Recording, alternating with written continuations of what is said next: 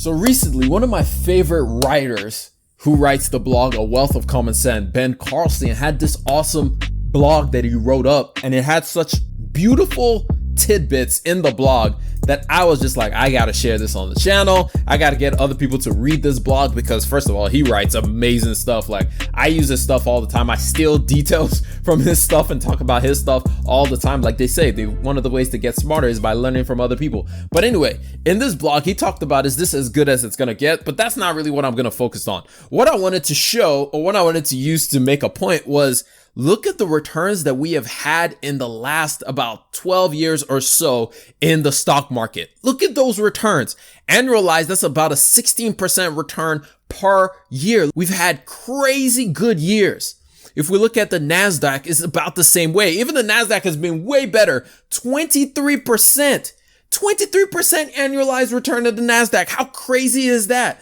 However, with the good always comes the bad as well. Check this out. The stock market from 2000 to 2008 has seen an annualized return of 28% in the negative zone of minus 28%. If you invested your money in the year 2000, by the year 2008, you'd have had a third less money in your account. That is painful. If you invested $10,000, you would only have $6,000 left.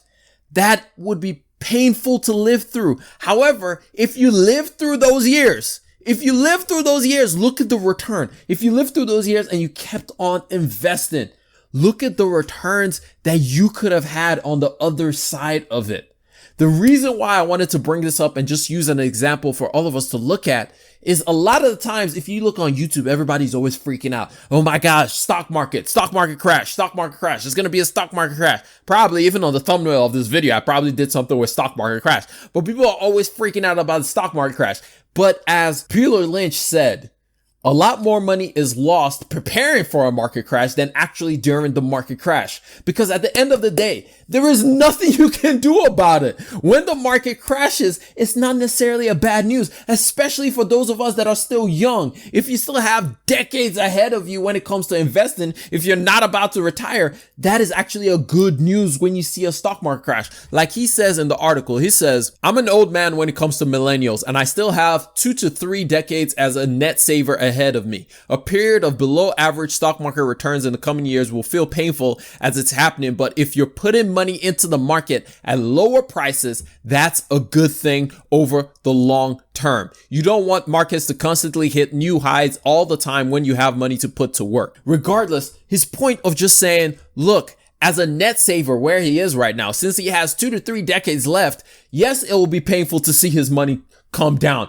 Yes, it will be painful to just see your investment lose 30% in the blink of an eye like we saw last year, and it may not recover that quickly. Yes, it will be painful if we went through years like we went through from 2000 to 2008 where we saw losses of 10%, 11%, 22%, 36% in 2008. It will be very painful to just see the market continue to decline like that, to see the market continue to fall. However, for those of us who have years ahead of us, that is good news, because when the market falls, it means our dollar can do more. It's just like going on sale. It's just like going out and shopping for items that you want, because at the end of the day, if you're a net investor, if you continue to invest during that time, it will be to your benefit, because in general, yes, the market will have periods where it has declines, but overall, the market will always go in one direction. You know why? Because generally, businesses will recover, businesses will do well, and there'll always be a better tomorrow. At least that's the beautiful thing of the stock market. The stock market is built for optimists. If you're an optimist, you're going to make money. As somebody once said, pessimists sound smart, optimists make money. And that's just the way the stock market is. But anyway, this was just a quick little video that I just wanted to make and get off my head and just share with y'all to go, first of all, go check out A Wealth of Common Sense. It has really, really good articles on there. But secondly, for you guys to just start thinking about it, because at the end of the day, we will see some kind of market decline. Like we've been seeing a major bull run for so long, but it's not for you to start hedging everything or anything like that. It's just for you to just know, like, when that happens, it's not necessarily the end of the world. As Peter Lynch said, he said when he was investing with the Magellan Fund, and every single time the market fell, he went 10 for 10. He fell more than the market, but that was okay because he understood that he was investing for the long term. So he didn't freak out. he didn't mind it. But anyway, that's all I got for y'all. I hope y'all learned one, maybe two things out of this entire thing. And if you did, hit that like button. If you enjoyed it, hit that subscribe button. I'm gonna catch y'all up in the next one. Remember, generosity is always greater than greed. God bless each and every single one of y'all, and your boy is out of here. Peace.